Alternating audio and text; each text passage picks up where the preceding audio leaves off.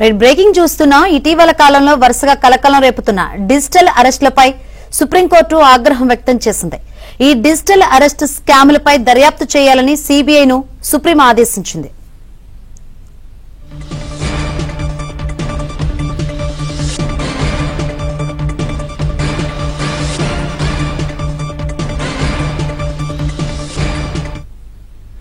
Digital అరెస్టులపై supreme court ఆగ్రహం వ్యక్తం చేసింది. ఈ డిజిటల్ అరెస్ట్ స్కాములపై దర్యాప్తు చేయాలని సీబీఐను సుప్రీం ఆదేశించింది. మరిన్ని వివరాలు అందించేందుకు మా ఢిల్లీ బ్యూరో చీఫ్ కృష్ణ సిద్ధంగా ఉన్నారు. కృష్ణ, శంకరి, భారతదేశంలో జరుగుతున్నటువంటి డిజిటల్ అరెస్ట్ స్కాముల పైన దర్యాప్తు ప్రారంభించాలని సుప్రీంకోర్టు సిబిఐని ఆదేశించింది. ఇదొక కీలకమైనటువంటి పరిణామం అని చెప్పొచ్చు. డిజిటల్ అరెస్టుల కారణంగా దేశంలో ఎంతో మంది భయభ్రాంతులకు గురి కావడమే కాకుండా ఆత్మహత్యలు కూడా చేసుకుంటున్నారు. మరోపక్క కొన్ని వేల కోట్ల రూపాయలు, సుమారు డిజిటల్ అరెస్ట్ స్కామ్ లో దాదాపు ఇప్పటికే 3,000 కోట్ల రూపాయలు ప్రజల నుంచి దోపిడీకి గురయ్యాయన్న విషయాన్ని తెలుసుకున్నటువంటి ధర్మాసనం దిగ్భ్రాంతిని వ్యక్తం చేసింది. అంతేకాకుండా ఇటువంటి నేరాలు మళ్లీ జరగకుండా ఉండేందుకు సిబిఐ, ఏదైతే ప్రీమియర్ ఇన్వెస్టిగేషన్ ఏజెన్సీ ఏదైతే ఉందో సిబిఐ, ఈ యొక్క డిజిటల్ అరెస్ట్ స్కాముల పైన దర్యాప్తు జరపాలంటూ ఆదేశాలను జారీ చేసింది. దీంతో పాటు ఆర్బీఐకి, అదేవిధంగా టెలికాం రెగ్యులేటరీ అథారిటీలకు కూడా మరికొన్ని ఆదేశాలను జారీ చేసింది. ఇటువంటి సైబర్ నేరాలలో దోపిడీ ప్రయత్నాలు ఏదైతే ఎక్కువ మొత్తం, అంటే ఈ కేసుకు సంబంధించి మొదట అమికస్ క్యూరీని ఏర్పాటు చేసినప్పుడు అమికస్ క్యూరీ ఈ డిజిటల్ అరెస్టులు ఏ విధంగా జరుగుతున్నాయి, ఈ స్కామ్లు ఏ విధంగా జరుగుతున్నాయి అనే దానిపైన ఒక నివేదిక ఇచ్చారు.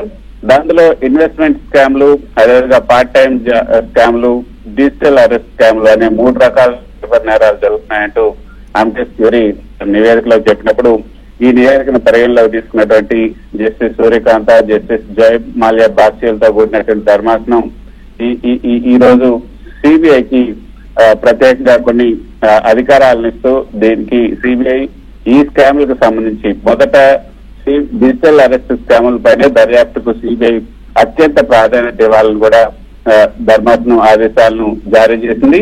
డిజిటల్ అరెస్టుల కుంభకోణాలపై దేశంలో ఈ స్కాముల పైన సిబిఐ తక్షణమే దృష్టి పెట్టాలి. అందువల్ల డిజిటల్ అరెస్టుల కుంభకోణంపై కేసులను సిబిఐ మొదటి ప్రాధాన్యత ఇస్తూ దానికి సంబంధించి ఎవరెవరి సహకారం కావాలంటే ఆర్బీఐ సహకారం కావాలంటే ఆర్బీఐ సహకారం తీసుకోవాలి. ఈ డిజిటల్ అరెస్ట్ స్కాముల ప్రయోజనాల కోసం ఎవరైతే బ్యాంకు ఖాతాలను తెచ్చి అవినీతి నిరోధక చట్టం కింద బ్యాంకర్లు కూడా, అంటే బ్యాంక్ లో ఉన్నటువంటి అధికారులు కానీ ఆఫీసర్స్ ఎవరైతే ఉన్నారో మేనేజర్లు ఈ అనుమానాస్పదమైనటువంటి ఖాతాలను తెరవడానికి ఎవరైతే సహకరిస్తున్నారో వాళ్ళపైన కూడా, బ్యాంక్ ఆఫీసర్ల పైన కూడా చర్యలు తీసుకోవాలి సిబిఐ అధికారులు. అదేవిధంగా ఆర్బీఐ కూడా ఈ విధంగా దోచుకున్నటువంటి డబ్బును ఎక్కడికి మళ్లిస్తున్నారు, వాటిని ఏ విధంగా ఈ ఖాతాల నుంచి వాటిని క్రిప్టో కరెన్సీలకు ఏ విధంగా మళ్లిస్తున్నారు, వాటన్నిటిని తిరిగి తీసుకురావడానికి ఏం చేయాలి అన్న అంశాలను కూడా పరిగణించి రిజర్వ్ బ్యాంక్ ఆఫ్ ఇండియా కూడా సిబిఐకి సహకరించాలి. ఒకవేళ దీని పరిధి కనుక, ఈ స్కాముల పరిధి వేరే దేశాలకు కూడా పోతే సిబిఐ ఇంటర్పోల్ అధికారుల సహాయం కూడా కోరాల్సినటువంటి అవసరం ఉంటుంది. ఇంటర్పోల్ అధికారుల సహాయం కూడా కోరి ఈ యొక్క స్కామ్ పరిధిని కూడా తెలుసుకొని అక్కడ కూడా అరెస్టు చేయాలి. మరోపక్క సిమ్ కార్డులు, ఏదైతే మల్టిపుల్ సిమ్ కార్డులు జారీ చేయడానికి సంబంధించి ఈ టెలికాం సర్వీస్ ప్రొవైడర్ల పైన కూడా అవసరమైతే వాళ్ళపైన కూడా చర్యలు తీసుకోవాలి.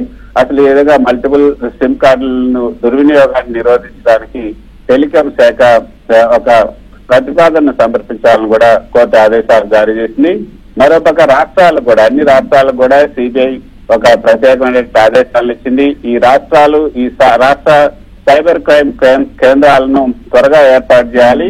ఏదైనా అడ్డంకి ఎదురైతే రాష్ట్రాలు దాన్ని గుర్తించి కోర్టులకు తెలియజేయాలి.